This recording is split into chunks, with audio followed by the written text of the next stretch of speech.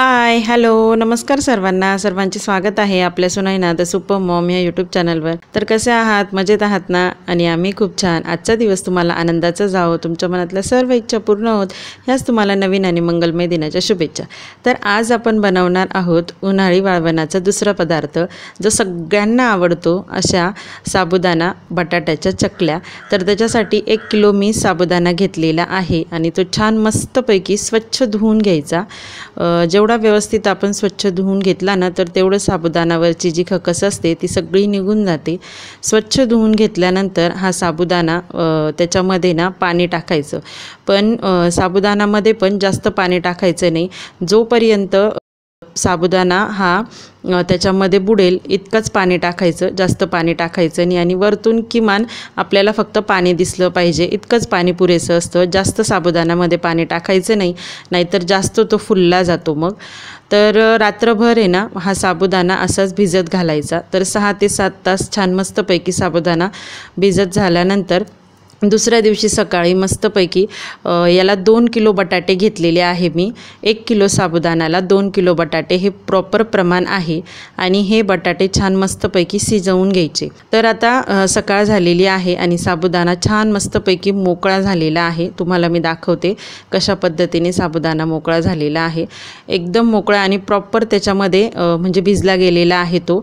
त्याचा प्रत्येक साबुदाण्याचा दाणा असा मस्तपैकी मोकळा झालेला पाहिजे। तर तुम्ही बघितल्याप्रमाणे 2 ग्लास पाणी मी गरम करायला गॅसवर ठेवलेलं आहे। हे 2 ग्लास पाणी एकदम व्यवस्थित असं उकळू द्यायचं आणि उकळल्यानंतर तोपर्यंत आपण इकडे साबुदाणा व्यवस्थित मोकळा करून घ्यायचा हाताने। आणि हे पाणी उकळलेलं जे पाणी आहे ते 1.5 ग्लास पाणी आपण या साबुदाण्यामध्ये टाकणार आहे। 1 किलो साबुदाण्याला 1.5 ग्लास पाणी पुरेसं होतं। आणि एकदम गरम पाणी टाकायचं, एकदम उकळतं पाणी टाकायचं आणि त्याच्यानंतर हा साबुदाणा व्यवस्थित उलटणीने परतून घ्यायचा आणि हा छोट्या गॅसवर मंद आचेवर गॅसवर ठेवायचा। त्यानंतर ह्या पातेल्यावर एक झाकण ठेवायचं आणि छान मस्तपैकी याला 10 ते 12 मिनटं छान मस्तपैकी वाफवून द्यायचं। त्यानंतर मधून एकदा दोनदा त्याला असं परतून पण घ्यायचं। आणि ही आहे सुरुवातीची स्टेज। तर आता व्यवस्थित बघून घ्या तुम्ही साबुदाणा। त्यानंतर तुम्हाला साबुदाणा कोणत्या स्टेजला आल्यानंतर तो आपल्याला साबुदाणा व्यवस्थित झाला आहे हे समजेल, तेही मी तुम्हाला दाखवणार आहे। तर मधल्या काळामध्ये ना आपण बटाटे जे उकडून घेतलेले होते ते छान मस्तपैकी बारीक किसणीने किसून घ्यायचे। तर बारीक किसणीने किसण्याचं कारण असं की जेव्हा आपण साबुदाण्याच्या चकल्या करतो तर त्यावेळेस जे बटाटे जे असतात त्याचे क्लम्स त्या सोऱ्यामध्ये येतात आणि मग अशा वेळी ना आपल्याला चकल्या ह्या व्यवस्थित गोल गोल करता येत नाही। त्या करताना व्यवस्थित आपण जर किसणीने किसून जर घेतलं तर एकसारखा बटाटा किसला जातो, त्याचे क्लम्स राहत नाही आणि साबुदाण्याच्या चकल्याही आपल्याला व्यवस्थित करता येतात आणि त्या सोऱ्यामध्ये मध्ये बटाटाही अडकत नाही। त्यासाठी आपण छान मस्तपैकी मधल्या ज्या चाळणीने आहे बटाटे सगळे व्यवस्थित किसून घ्यायचे आहे। तर बटाटे सगळे किसून झाल्यानंतर आपण आता मिश्रण तयार करणार आहोत आणि तुम्हाला मी दाखवणार आहे की कशा पद्धतीने साबुदाणा हा व्यवस्थित झालेला आहे की नाही।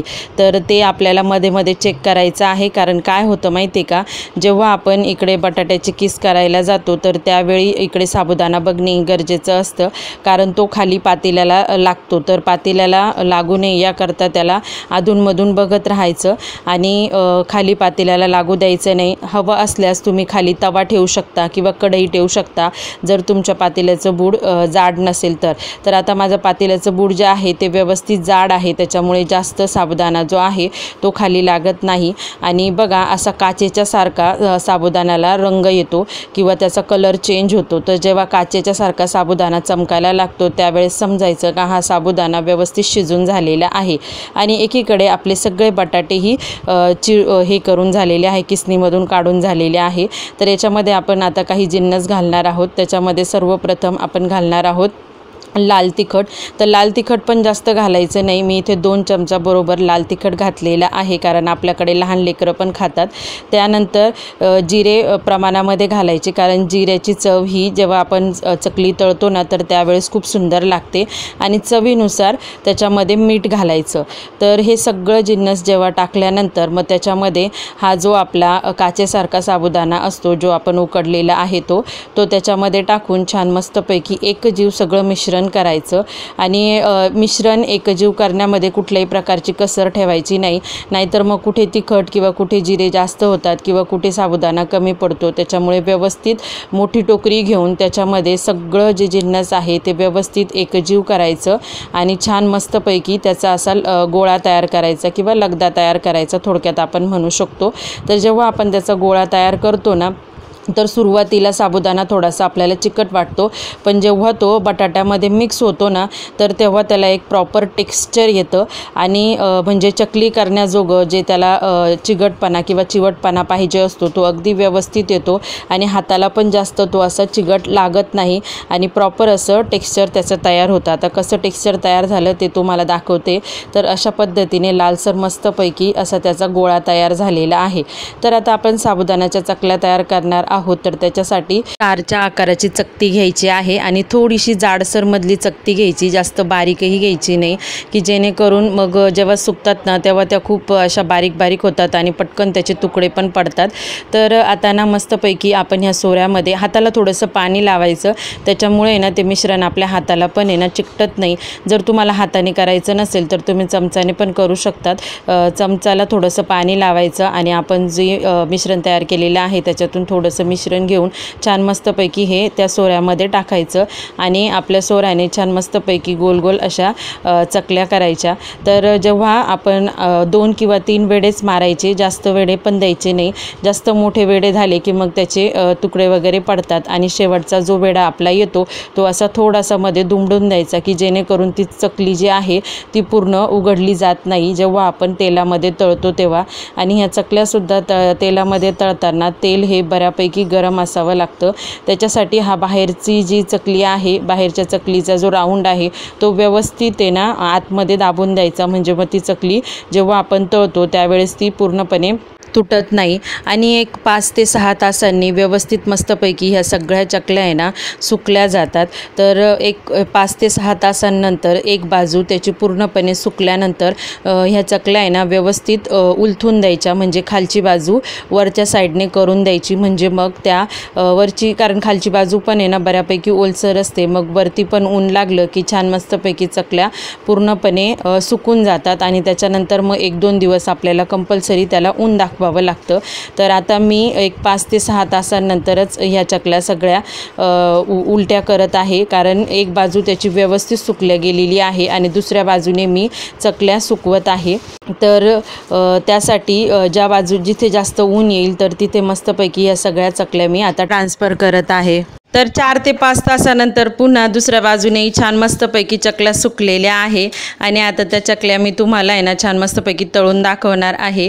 तर त्याला अजूनही 2 दिवस ऊन दाखवण्याची आवश्यकता असतेच, पण बऱ्यापैकी सुकलेल्या आहेत। तर मी तुम्हाला आता मस्त तेलामध्ये तळून दाखवणार आहे। तर मस्त खमंग आणि कुरकुरीत अशा चकल्या पांढऱ्या शुभ्र मस्त तयार होत आहे आणि एकदम अशा कुरकुरीत चकल्या तयार झालेल्या आहेत। तर सगळ्या एकसारख्या आहेत, तळल्या जात आहेत। तर आपण जे सांगितलेलं आहे ते प्रमाण अगदी व्यवस्थित आणि योग्य होतं, की ज्याच्यामुळे चकली अगदी कुरकुरीत आणि खमंग तयार होण्यास मदत होते। तर चला ह्या वर्षीच्या वाळवणामध्ये तुम्ही हा मस्तपैकी पदार्थ तयार करा आणि वर्षभर छानपैकी टिकवा, कारण ह्या पदार्थ बनवताना आपण जास्त काही तेल वगैरे वापरलेलं नाही आहे, त्याच्यामुळे तो वर्षभर एकदम व्यवस्थित टिकून राहतो आणि वर्षभर आपण मस्तपैकी ह्या चकल्या आनंदाने तेलामध्ये मस्तपैकी तळून खातो, की जो लहानापासून मोठ्यापर्यंत सगळ्यांना आवडणारा पदार्थ आहे। तर तुम्हीही करा आणि मला कमेंटमध्ये सांगा माझी रेसिपी तुम्हाला आवडली की नाही। तर तळल्यानंतर बघा मस्तपैकी पांढरे शुभ्र आणि टपोरे असे मस्तपैकी आपल्या चकल्या तयार झालेल्या आहेत। तर व्हिडिओ इथेच थांबवते। व्हिडिओ जर आवडला असेल तर व्हिडिओला एक लाईक करा, चॅनलवर नवीन असाल तर चॅनलला सबस्क्राईब करा, म्हणजे असे छान छान आणि नवनवीन व्हिडिओ तुम्हाला बघायला मिळतील। पुन्हा भेटू एका नवीन व्हिडिओमध्ये, तोपर्यंत बाय बाय।